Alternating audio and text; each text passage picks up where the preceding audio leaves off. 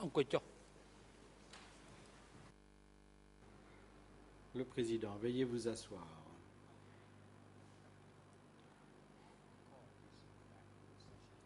L'audience reprend.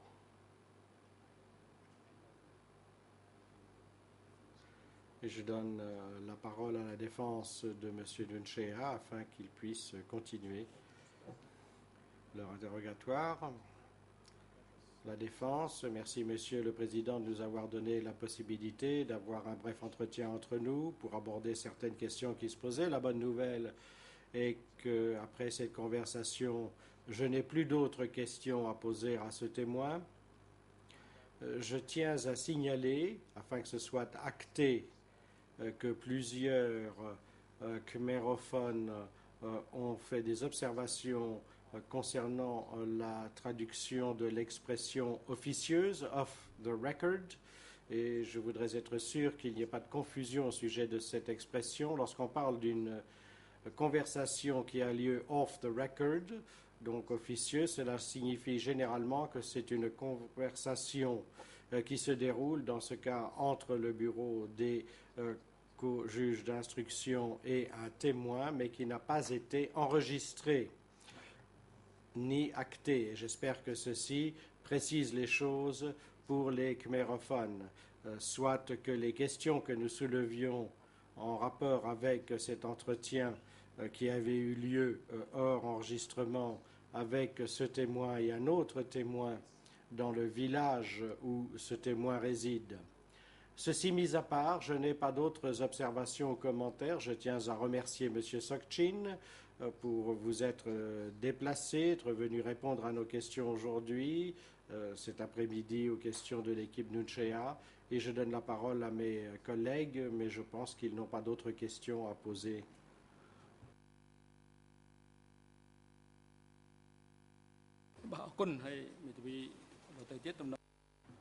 Le Président.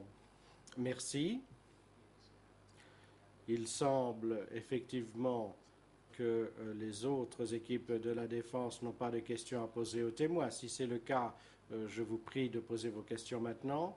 Sinon, l'audition du témoignage de M. Sokchen arrive à sa fin. Monsieur Sokchen, votre témoignage devant cette chambre a pris fin. Vous pouvez regagner votre domicile ou tout autre lieu si vous le désirez. Nous tenons à saisir cette occasion pour vous remercier d'avoir pris le temps de venir témoigner devant ce tribunal. Vous avez fait tous les efforts possibles pour répondre aux questions qui vous ont été posées. Votre témoignage représente une contribution substantielle à la manifestation de la vérité.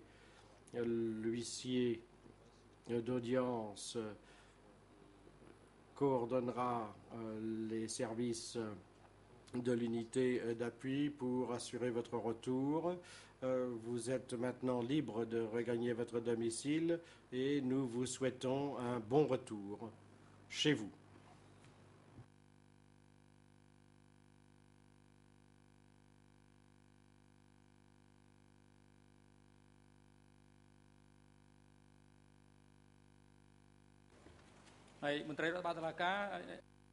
Le Président, l'huissier d'audience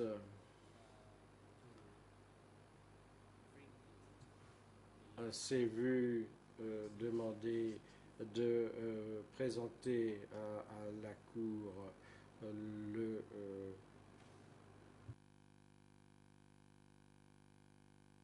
la partie civile TC.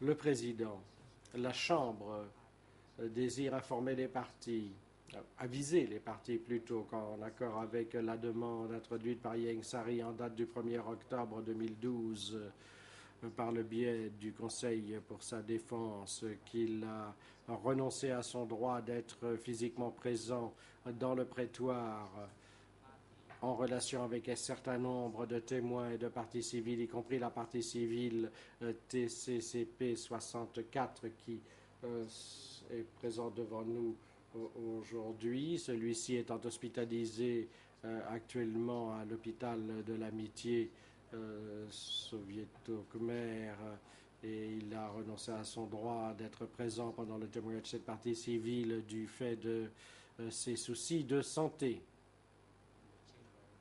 La Chambre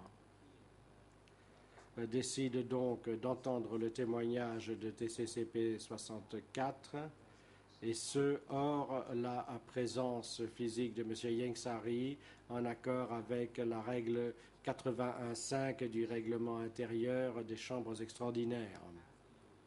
Bon après-midi, partie civile. Comment vous appelez-vous? Réponse. Bon après-midi, Monsieur le Président, Mesdames et Messieurs les juges. Je m'appelle Lai Boni. Je suis né le 21 mars 1950 à Sangkat numéro 4, Phnom Penh. Le Président, merci Madame Lai Boni. Quel est votre domicile actuel? Réponse. Je réside à au village de Trepenchuk, rue 371, commune de Kla, Phnom Penh. Question. Quelle est votre occupation actuellement?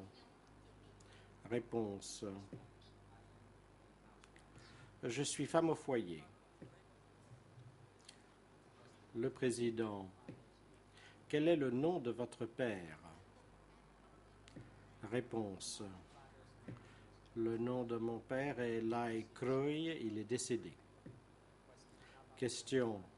Et votre mère, quel est son nom? Réponse. Ma mère s'appelle Kutsin, elle est également décédée.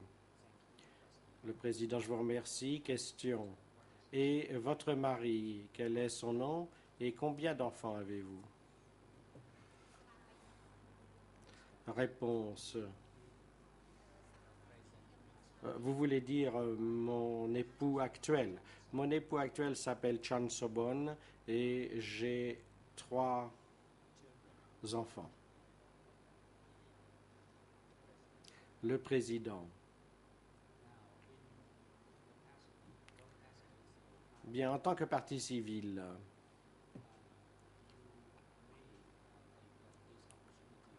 vous pouvez profiter de cette opportunité pour décrire à la Cour les dommages physiques, matériels et autres que vous avez pu subir du fait des crimes qui ont été commis pendant la période du Kampuchea démocratique et qui vous ont poussé à vous porter partie civile devant cette Chambre. Vous avez droit également à exprimer votre souffrance et le préjudice que vous avez subi au cours de cette période. C'est un droit qui vous est accordé et vous pourrez faire une déclaration à la fin de votre témoignage. La Chambre vous accordera le temps nécessaire pour que vous puissiez faire une telle déclaration et nous vous conseillons d'y réfléchir d'emblée afin que vous puissiez vous préparer à faire cette déclaration lorsque vous exprimerez le préjudice et les souffrances que vous avez subies au cours de cette période. Le avocat des civils partis en accord avec le règlement intérieur. Je donne maintenant la parole aux co-avocats principaux des parties civiles afin qu'ils puissent vous interroger avant les autres parties. Vous avez la parole. Maître Beyang, bon après-midi, Monsieur le Président. Bon après-midi, Mesdames et Messieurs les juges. En ce qui concerne cette partie civile, c'est Maître Sovanri et Maître Simonofor qui vont poser des questions à la partie civile. Le Président, je vous remercie. Maître, vous avez la parole.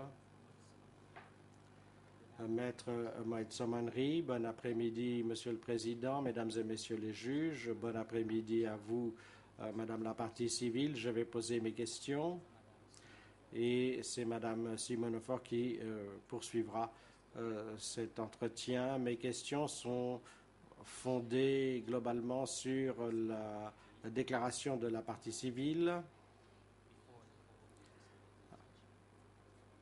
Lors de son entretien avec l'éco-juge d'instruction en date du 6 août 2009, document D604-2, et avec votre permission, Monsieur le Président, j'aimerais que cette déclaration soit affichée et présentée à la partie civile. Le Président, le huissier d'audience, remettra une copie papier de sa déclaration qui sera remise à la partie civile et le document sera affiché à l'écran.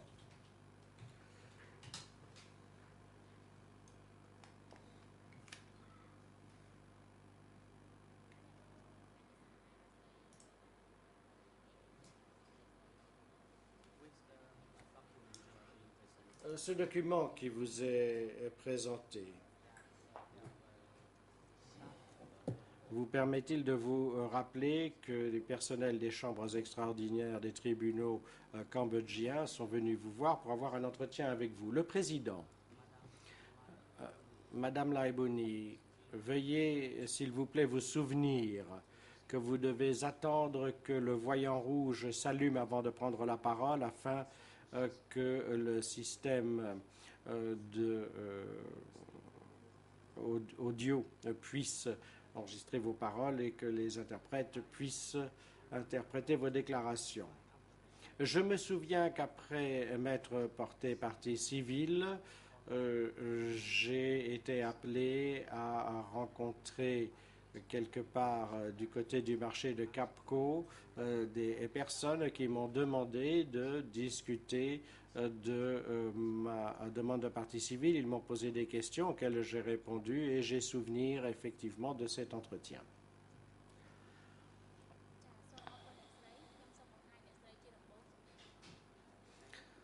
Question. Je vous remercie. J'aimerais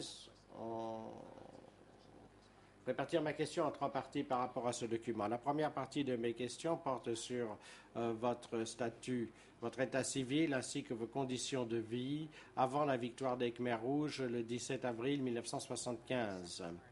La deuxième partie de mes questions portera sur les raisons pour lesquelles vous et votre famille avez été expulsés de Phnom Penh. Et la troisième partie de mes questions portera sur la deuxième vague d'évacuation de vous-même et de votre famille de Sekondal vers le district de Bakal, la province de Pursat. Ma première question porte sur la période précédant l'arrivée des soldats Khmer rouges à Phnom Penh. Afin d'assurer le suivi de cette question, j'aimerais en premier lieu vous demander de regarder la version Khmer de ce même document, 00 37 32 45. En anglais, 00 37 91 55. Et en version française, 00 42 24 47.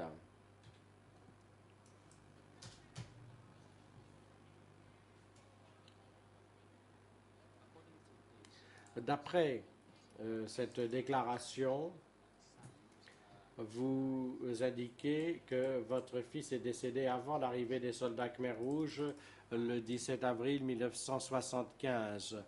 Pouvez-vous expliquer à la Cour quelles étaient les conditions et vos conditions de vie en général lorsque vous avez donné naissance à votre bébé? À l'époque, vous n'avez pas pu accoucher à l'hôpital.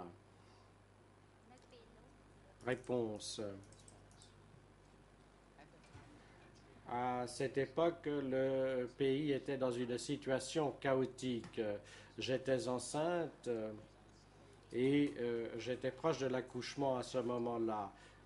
J'étais devant l'hôpital de Longmouth et à ce moment-là, une attaque de roquettes a été lancée à partir de l'hôtel Cambodgiana.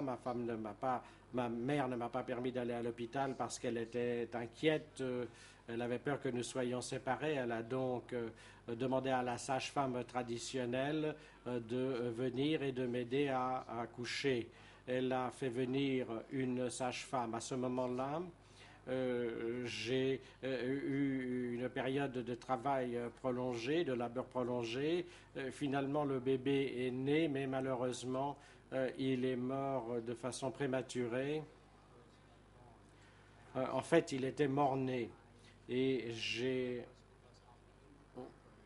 pensé que c'était du fait d'une action inappropriée au moment de l'accouchement à cause du niveau médical défaillant de la sage-femme. À ce moment-là, je me sentais assez mal après mon accouchement parce que les conditions sanitaires étaient défaillantes, ce qui fait que je me suis rendu à l'hôpital après pour avoir un examen médical. Mais quelques jours après, le 17 avril 1975, j'ai été expulsé de mon domicile et de la ville 20 jours après avoir accouché. Question. Je vous remercie. J'aimerais revenir au même document, mais à un autre endroit. Il s'agit du document 00 37 32 45 en anglais, 00 37 91 56 et en français 00 42 24 47. À cette époque, vous avez dit aux enquêteurs que votre époux était un capitaine de l'armée pendant la période Lon Nol. Alors, pouvons-nous développer cela? Votre mari, donc, était un capitaine de l'armée de Lon Nol. Quand est-ce qu'il a quitté l'armée de Lon Nol? C'est-à-dire, quand est-ce qu'il a abandonné son uniforme militaire de l'armée de Lon Nol? Réponse. À l'époque, mon mari a dû abandonner son uniforme, mais cela s'est produit avant le Nouvel An Khmer. À ce moment-là, le pays était dans une situation très chaotique. Lon Nol s'était fait évacuer quelque part d'autre, et donc les soldats qui assuraient la garde autour de sa maison ont dû rentrer chez eux, et il a abandonné son statut de militaire et enlevé son uniforme.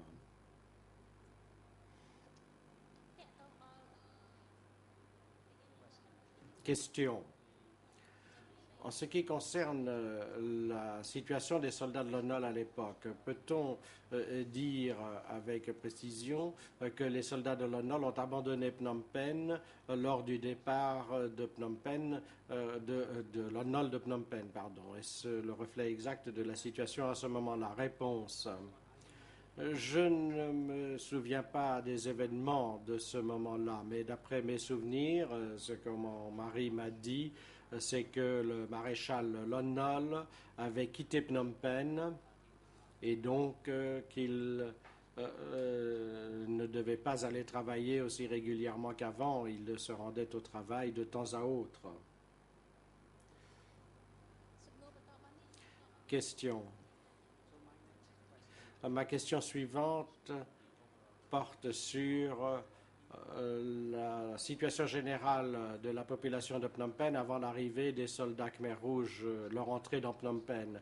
Quelle était la situation générale à Phnom Penh, notamment en ce qui concerne l'accès à la nourriture, en ce qui concerne la sécurité? Pouvez-vous nous décrire la situation générale de Phnom Penh dans la période immédiatement précédant l'entrée des soldats Khmer Rouges dans Phnom Penh? Réponse. À ce moment-là, la situation était très, très chaotique. et les prix des denrées alimentaires avaient augmenté considérablement. On ne pouvait pratiquement pas trouver de riz et tous les produits en fait souffraient de prix très volatiles. Il y avait un flux de personnes qui venaient de la campagne vers la ville. Ma famille a dû creuser une tranchée sous la maison et à ce moment-là, en fait, nous nous préparions à nous cacher dans cette tranchée et nous avons cherché à accumuler des produits. À ce moment-là, je n'avais pas de problème de pénurie alimentaire parce que mon soldat était un soldat et les soldats disposaient d'une ration de riz suffisante à l'époque. Donc ma famille n'avait pas de problème avec le riz, mais nous avions des problèmes avec les autres denrées alimentaires, notamment la viande et autres. Et à certains moments, on entendait des tirs ainsi que des tirs d'artillerie. Nous faisions très attention à la situation à ce moment-là. Tout était très chaotique. Et avant la chute de Phnom Penh, nous ne pouvions pratiquement pas décrire la situation parce qu'on ne savait pas ce qui se passait tellement c'était chaotique. Question. Donc, vous avez fait l'expérience d'un vécu dans une situation aussi chaotique. Qu'attendiez-vous des soldats Khmer Rouges arrivant dans Phnom Penh après la victoire du 17 avril? Réponse. Suite à la victoire le 17 avril 1975, le pays était dans une situation chaotique et comme je l'ai dit, il y avait un flux important de personnes qui regagnaient Phnom Penh. Lorsque les Khmers rouges sont arrivés, nous étions très heureux, nous les avons félicités, nous pensions qu'ils permettraient au pays de retrouver la paix. Nous avons agité des drapeaux blancs pour leur souhaiter la bienvenue, nous avons vu les gens qui chantaient, qui applaudissaient tout au long des rues et les Cambodgiens pensaient que la paix reviendrait au Cambodge.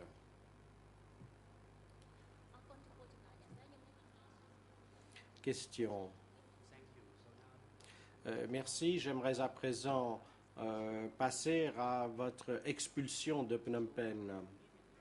Donc, immédiatement après l'entrée des Khmers rouges dans Phnom Penh, où habitiez-vous? Nous aimerions savoir exactement où vous résidiez lorsque les Khmers rouges sont entrés dans Phnom Penh. Réponse. Lorsque j'étais malade. À ce moment-là, j'habitais dans une maison en face de l'hôpital de Long Net. Et une fois que j'ai commencé à me remettre, je suis revenu chez moi, près de du théâtre Mongkot Pit, près de Pet Chen. Et j'ai continué à vivre dans ma maison, mais cela n'a duré que quelques jours. Et puis le 17 avril, les Khmers rouges sont entrés dans Phnom Penh et ils nous ont ordonné de quitter nos habitations immédiatement. Ils nous ont ordonné de partir sous le prétexte que les Américains allaient bombarder la ville.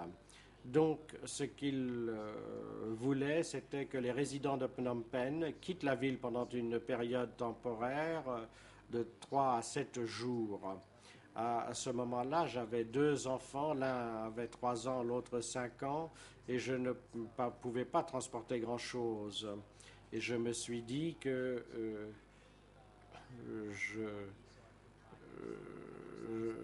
j'avais de l'argent, donc je pourrais acheter des produits à la campagne. Je n'ai pris que de l'argent. Mais dès que j'ai quitté la ville, les personnes m'ont dit qu'on n'utilisait plus l'argent, que la monnaie n'avait plus cours.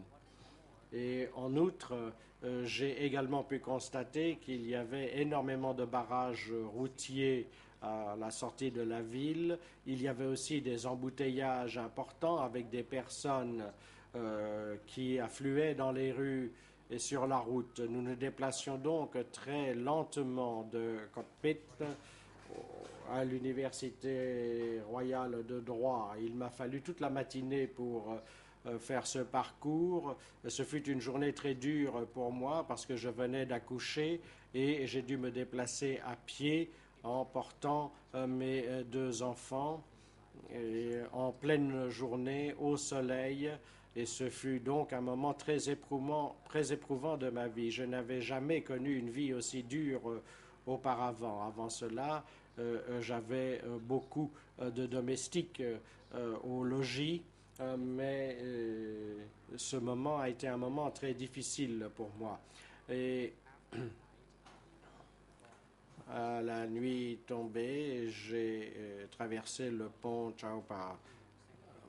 L'avocat des parties civiles. Je vous remercie, madame. Je vais passer à cette partie du voyage hors de Phnom Penh tout à l'heure, mais j'aimerais d'abord vous demander de ralentir un peu afin que l'interprétation puisse vous suivre de manière adéquate. Question. Donc, après la victoire des Khmers rouges, est-ce que les Khmers rouges ont annoncé quoi que ce soit à l'intention du public une fois qu'ils ont pris le pouvoir? Réponse. À ce moment-là, ils ont annoncé par voie de radio que les Khmers rouges avaient pris le contrôle de la totalité du pays et que la population de Phnom Penh, les résidents de Phnom Penh, devaient rester calmes et rester chez eux jusqu'à nouvelle information ou nouvelle instruction. Question. Dans cet appel diffusé à la radio, est-ce qu'ils ont mentionné l'évacuation de la population de la ville? Réponse. Je n'ai pas entendu une annonce à la radio portant sur cet ordre particulier.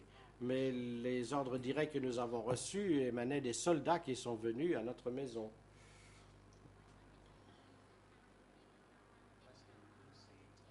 Question. Vous venez de dire que vous avez reçu des ordres émanant des soldats qui vous ont ordonné de quitter votre domicile. Donc, d'après ce dont vous vous souvenez, et dans le texte en Khmer 00 47 32 45, la même page en Khmer, en anglais 00 37 91 55 et en version française 00 42 24 47. Dans cette partie de votre entretien, vous déclarez qu'ils étaient armés et que vous avez dû quitter votre domicile sous la menace des armes. Alors j'aimerais vous demander de préciser combien de soldats sont venus à votre domicile pour vous ordonner de partir. Réponse. J'ai vu un seul soldat qui est venu chez moi, mais pendant que nous conversions, deux autres soldats Khmer rouges sont arrivés. Chacun d'entre eux était armé. Question. Quels uniformes portaient-ils? Réponse. Ils portaient des uniformes noirs avec un béret ou une casquette. Question. Lorsqu'ils ont pénétré chez vous, quelle a été leur attitude et que vous ont-ils dit?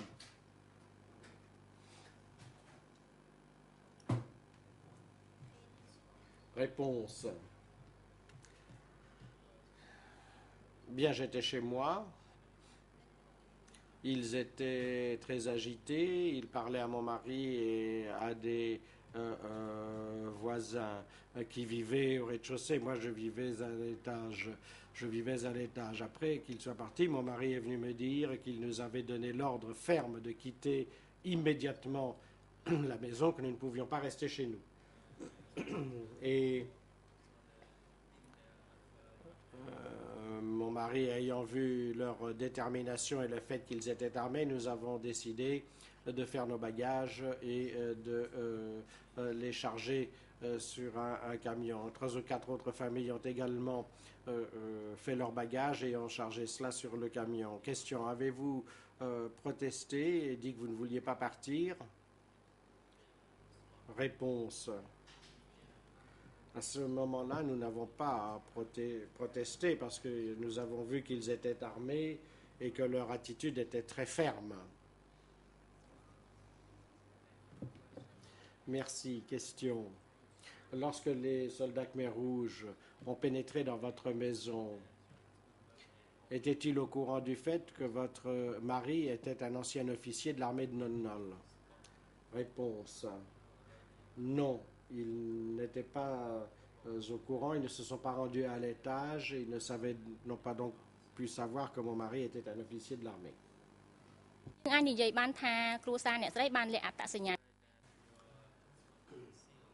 Question. Votre mari a-t-il caché son identité lorsqu'il a parlé avec les soldats Khmer Rouges? Avez-vous vu le traitement que les soldats Khmer Rouges réservaient aux anciens soldats de Lon Nol?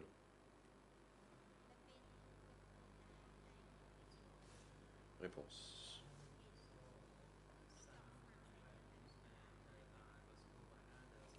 J'ai vu certaines choses et d'autres m'ont dit que les soldats de Lon Nol avaient les mains attachées dans le dos. Ils pouvaient voir sur les chevilles de ces personnes s'ils étaient d'anciens officiers.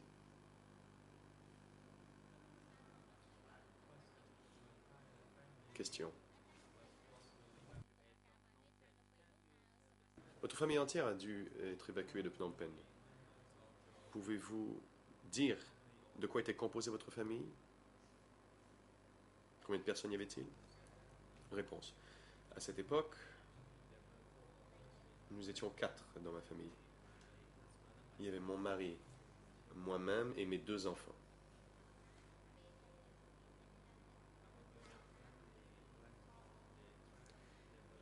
Lorsque nous sommes allés sur le camion, il y avait mes cousins qui habitaient avec nous. Et donc, et aussi quelqu'un qui habitait avec mes cousins ont embarqué dans le camion.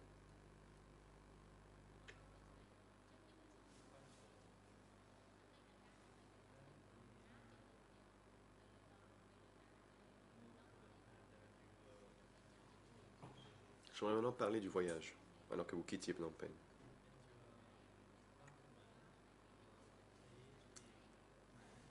Dans le procès verbal, page en khmer 0037 32 46, en anglais 0037 91 56 et en français 56 et A57 et en français 0042 24 48. Vous avez dit, à cette page donc, que si quelqu'un devait rentrer chez lui, il serait fait tirer dessus. Mais comment l'avez-vous su? Réponse. Oui, je l'ai su par mon mari et aussi les membres de ma famille qui voyageaient avec nous. Ils ont vu des cadavres le long de la route. Et lorsqu'on a demandé ce qui leur était arrivé, on nous a répondu que ces personnes avaient cherché à rentrer à Phnom Penh et on les avait abattus. Et c'est ainsi que je l'ai su.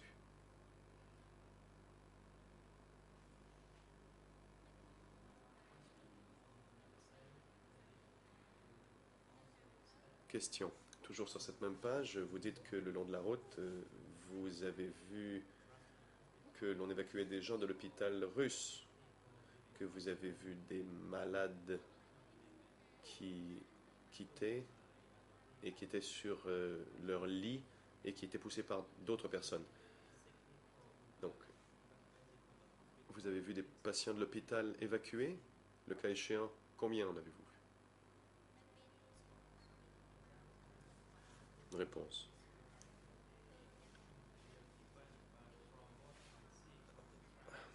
À l'époque, je ne saurais vous décrire l'événement, mais ce que j'ai vu depuis le camion, j'ai demandé qu'est-ce qui leur est arrivé. On m'a dit que c'était des gens qui venaient de l'hôpital. Ils étaient sur des lits d'hôpital et d'autres avaient toujours d'ailleurs la perfusion accrochée. Ceux qui pouvaient marcher le faisaient et ceux qui ne pouvaient pas étaient transportés. Certains d'entre eux restaient même sur leur lit d'hôpital qui était poussé par quelqu'un d'autre.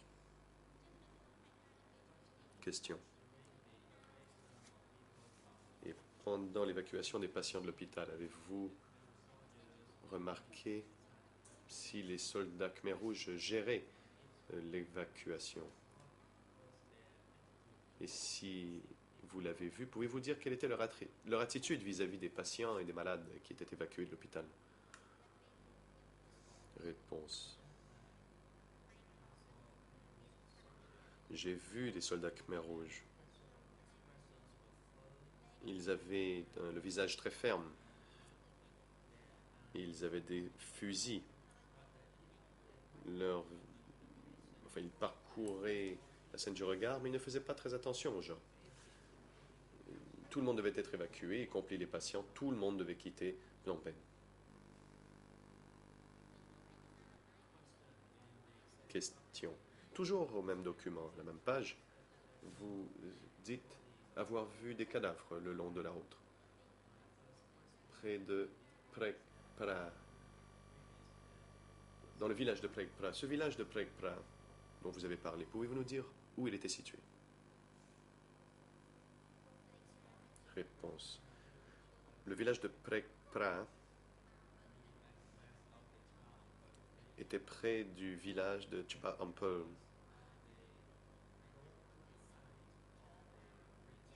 En fait, il était à droite du pont Chuba Ampel, qui est maintenant plus ou moins... Enfin, l'endroit est plus ou moins peuplé de Cham maintenant.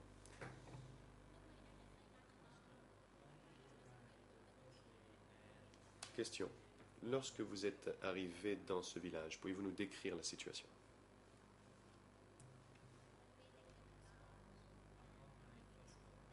Réponse. À mon arrivée, j'avais très soif, car il faisait très chaud et le soleil plombait. J'ai donc commencé à chercher de l'eau. C'était en début de soirée, et j'ai vu des cadavres. Je suis allé à un autre endroit, une autre maison, et j'ai vu d'autres cadavres dans cette maison. J'étais terrifié.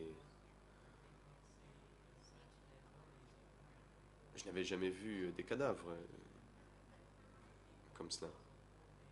Je suis donc parti. Et d'autres personnes m'ont aussi dit qu'elles avaient vu des cadavres. Question. Les cadavres que vous avez vus étaient-ils... ces gens étaient-ils morts récemment ou étaient-ils déjà en état de décomposition? Réponse. Non, à l'époque, il n'y avait pas encore de mauvaise odeur, sinon je ne serais pas entré dans la maison. Il y avait de jeunes enfants dans les hamacs et aussi des femmes.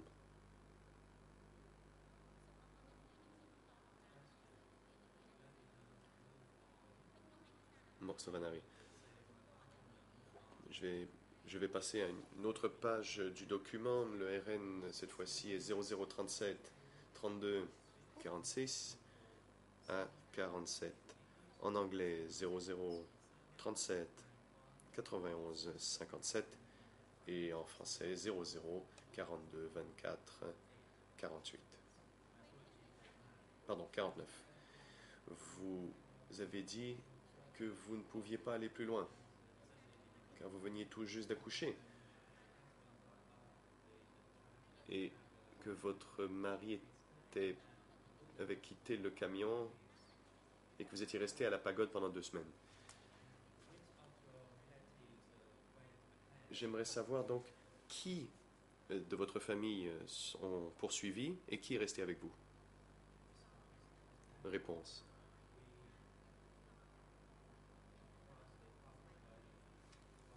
À l'époque, nous avons traversé la commune de Krabay pour aller dans le district de Sang. Il y avait une pagode et nous y sommes restés. Je ne me sentais pas bien et mon père a dit que nous ne pouvions plus avancer, nous devions rester dans la pagode. À ce moment-là, mon cousin qui habitait avec nous s'est arrêté lui aussi pour se reposer dans cette pagode.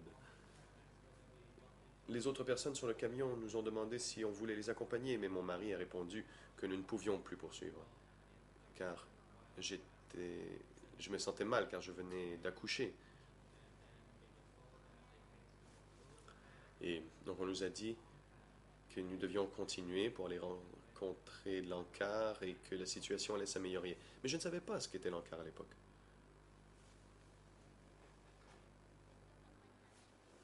Question. Et à propos de votre santé, j'aimerais vous poser une question à ce sujet. Quand vous étiez au village de Sveipratel, quelle était la situation? Quelles mesures ont été prises par les Khmers rouges vis-à-vis des accusés? Donc, par exemple, fournir de la nourriture, un logement, des médicaments. Et je vous demande surtout car vous étiez en mauvaise santé et vos deux jeunes enfants. Les soldats Khmer rouges vous ont-ils fourni des soins?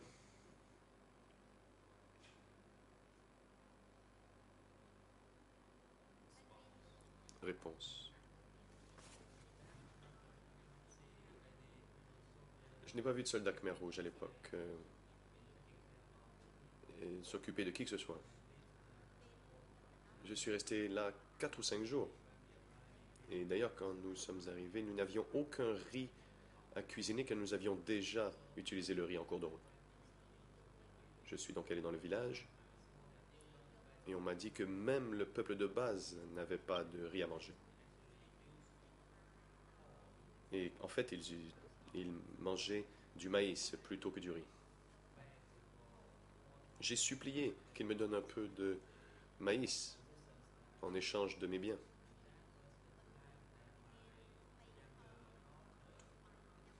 Et c'est là que ma plus jeune fille a eu un problème car c'était la première fois qu'elle ne pouvait manger cela et son estomac n'était pas habitué à manger ce type de nourriture.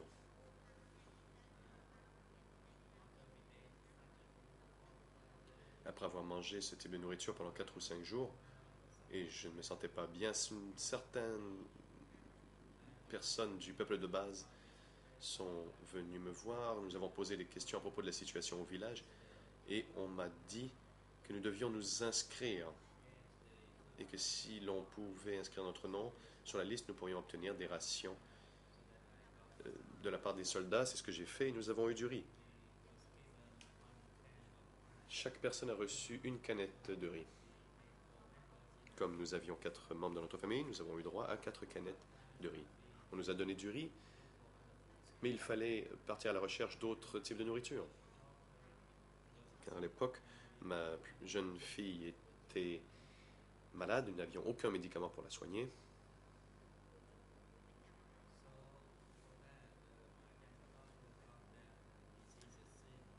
Et d'ailleurs, ma fille a été malade.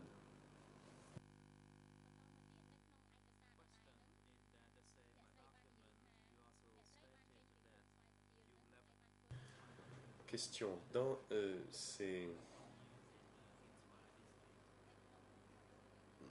Vous dites avoir quitté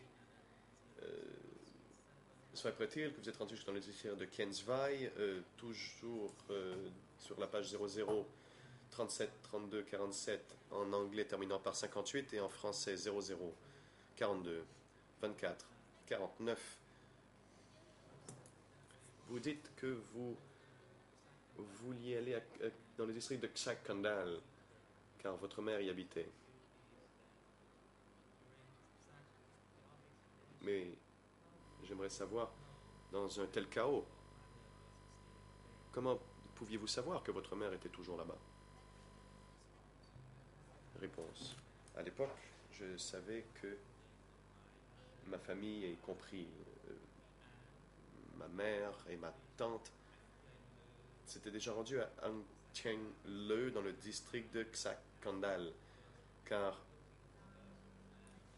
mon cousin s'y était rendu. Enfin, il nous a dit que la famille était déjà rendue dans le village de Anchang-le. Donc nous sommes préparés. Tout ce que nous pouvions prendre, nous l'avons pris.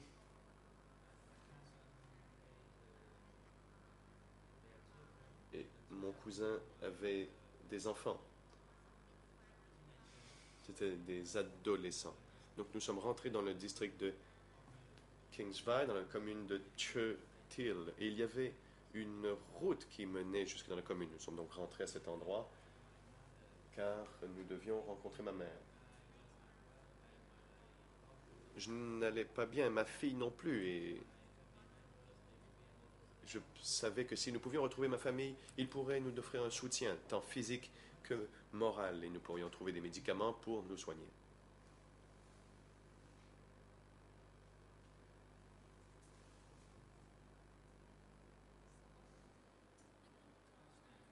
Question. Toujours sur cette même page, vous dites que les Khmers rouges vous ont interdit de poursuivre votre trajet et que vous ne pouviez retourner en arrière et que si vous essayiez de rentrer, les Khmers rouges vous auraient tué. Comment l'avez-vous su? Vous a-t-on menacé? Vous a-t-on dit de ne pas rentrer? Que s'est-il passé?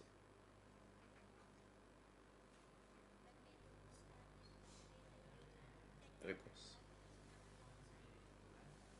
Une fois que après avoir quitté, nous sommes passés par des postes de contrôle et on nous a dit que nous ne pouvions pas poursuivre et qu'il fallait aller dans le village et ne pas nous vagabonder.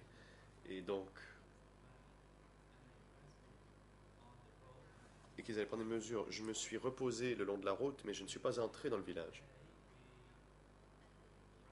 Le jour, nous nous reposions, mais le soir, nous avons tenté de nous enfuir. On nous a attrapés et ramenés à l'arrière. La quatrième nuit, nous avons réussi à nous enfuir, mais mon cousin ne voulait pas nous attendre. Il avait déjà quitté mon mari et moi-même. Nous sommes enfuis avec quelques-unes de nos affaires, avec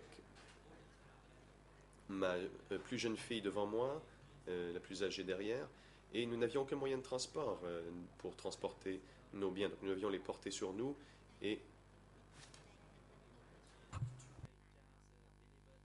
la nourriture. Pour essayer d'imaginer, à l'époque, je venais tout juste d'accoucher, j'étais très faible. Et mon cousin qui s'était arrêté au village de Svaiproteo n'est pas allé plus loin que ça. Car ils ont décidé de vivre là. Mon mari et moi-même, nous avons décidé de nous enfuir. Donc, c'est ce que nous avons fait.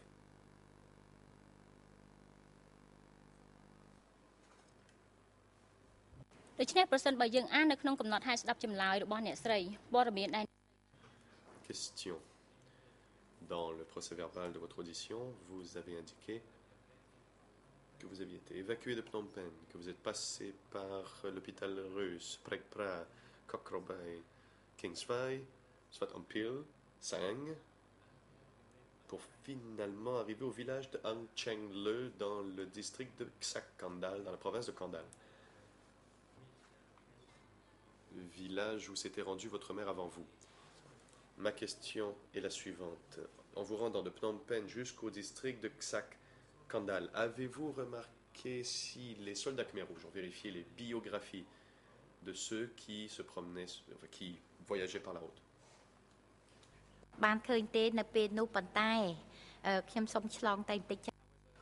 Réponse. Non, je n'ai pas remarqué cela à l'époque, mais laissez-moi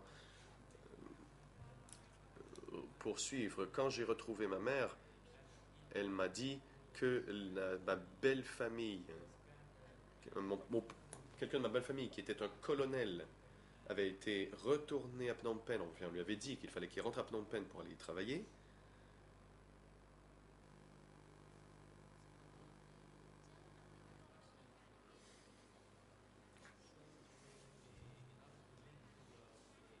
Question. Donc, afin d'établir un lien avec la deuxième phase d'évacuation, alors que vous étiez dans la coopérative dans la province de Kandal, district de Ksak Kandal, les cadres Khmer Rouge vous ont-ils bien reçus? Comment vous ont-ils accueillis avec les autres évacués pour ce qui est du logement et du travail que vous deviez faire? Pour ces personnes qui venaient d'arriver, comme vous. Réponse. Quand je suis arrivé, je me suis inscrite auprès du camarade Yon. Yon était le chef du groupe et je le connaissais. Donc je me suis inscrite auprès du groupe de Yon et on nous a permis de demeurer dans sa maison qui était assez grande. On aurait pu dire que c'était une maison de riches pour la région. Je suis donc resté dans cette maison et j'ai travaillé sur la ferme. Nous devions d'abord construire des diguettes. Ce n'était pas encore la saison des pluies. Par la suite, on nous a donné un lopin de terre pour y construire une maison, ma mère et moi. Et avec d'autres personnes. Il y avait 10 personnes en tout. Donc on nous a confié un lopin de terre pour y construire une maison en bambou. Ma sœur aînée et sa famille ont eux aussi construit une maison non loin de là. Nous travaillions la nuit, nous revenions à la maison à midi, et c'est devenu une routine. Pendant la saison des pluies, j'allais repiquer le riz. À l'époque, je ne savais pas le faire. J'ai dû apprendre à cultiver le riz. J'ai fait de mon mieux pour suivre l'exemple des personnes locales. J'avais peur que si je n'étais pas capable de le faire, on m'aurait tué. Un jour, je suis allé repiquer du riz au pont de Breikonvan, qui est toujours dans la commune de Prokrosei aujourd'hui. Et je devais traverser le lac pour aller repiquer le riz, mais je ne savais pas nager. J'ai failli me noyer.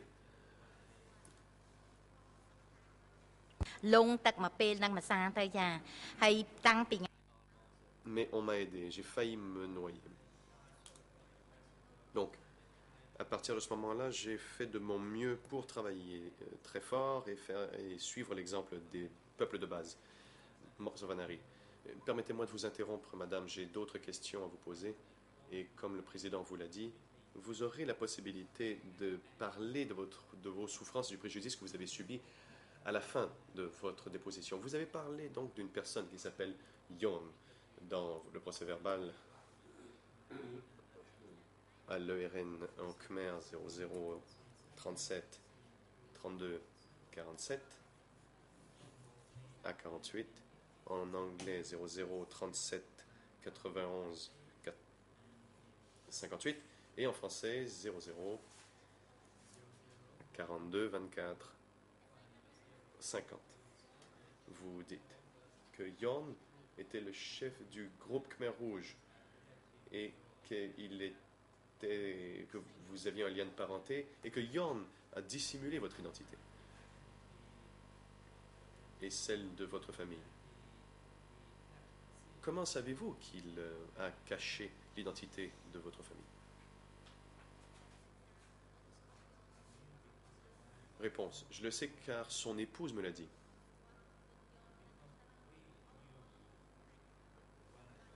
Nous connaissions l'épouse de Yon.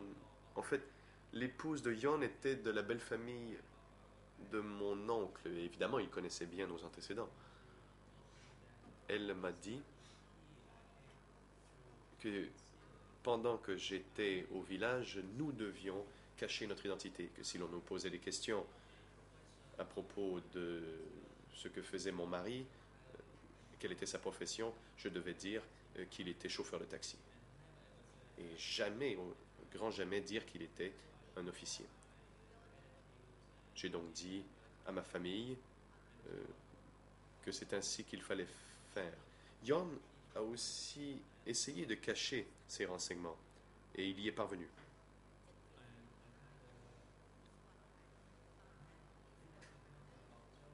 Un un autre, quelqu'un, enfin une proche de Yon, son mari, à elle, était un officier, mais on l'a su et il a été emmené la nuit. Et c'est pourquoi Yon nous a prévenu qu'il ne fallait pas révéler notre identité. គេជំលះអ្នកស្រីនៅក្នុងដំណាក់កាលទី2ចេញពីស្រុកសាច់កណ្ដាលខេត្តកណ្ដាលទៅស្រុក Question. Permettez-moi maintenant de parler de la deuxième phase de votre évacuation de la province de Kandal à la province de Kampong Chhnang. Toujours dans ce même document, vous dites que Pat, le chef du village, est venu dans votre maison et vous a dit que vous deviez empaqueter vos biens et partir pour Battambang.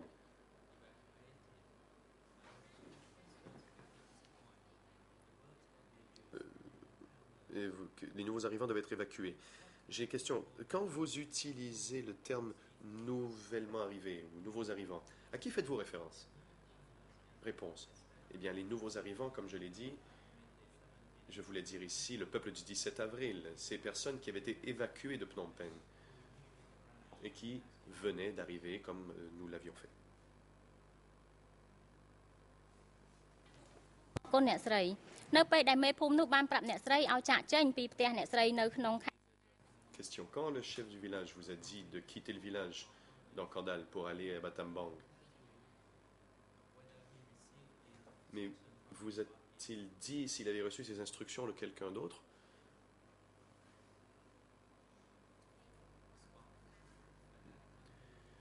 Réponse. Non, il ne me l'a pas dit à l'époque. Ce qu'il m'a dit, c'est que nous devions préparer nos effets et que les nouveaux arrivants allaient être emmenés pour s'établir à Battambang, qui était une province plus riche et qui avait assez de nourriture et de riz, alors que à Kandal, il n'y en avait pas assez car c'était nouvellement libéré. Question. Vous dites que Pat était le chef du village. Pouvez-vous dire à la chambre si Pat, en tant que chef de village, avait un rôle particulier au sein de l'administration Khmer Rouge? Question. Réponse. Je n'en savais rien. On m'a simplement dit qu'il était le chef du village. Et le village était divisé en plusieurs groupes. Et j'ai su cela de quelqu'un d'autre. Je ne connaissais pas son statut au sein de la structure administrative Khmer Rouge. Question. Le chef du village vous a-t-il expliqué pourquoi votre famille et les autres nouveaux arrivants devaient aller à Battambang et non pas les membres du peuple de base? Réponse. Oui. Il a dit que nous devions aller à Battambang car il y avait assez de riz là-bas. Et qu'ici, l'encart ne pouvait accommoder qu'un certain nombre de familles et qu'il n'y avait pas assez de nourriture. Qu'il y avait assez de nourriture à Battambang et lorsque nous l'avons su, nous étions assez heureux car Battambang était une province riche.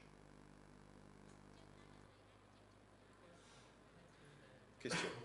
Pouvez-vous dire à la Cour qui a organisé le voyage du district de Ksai Kandal à la province de Battambang?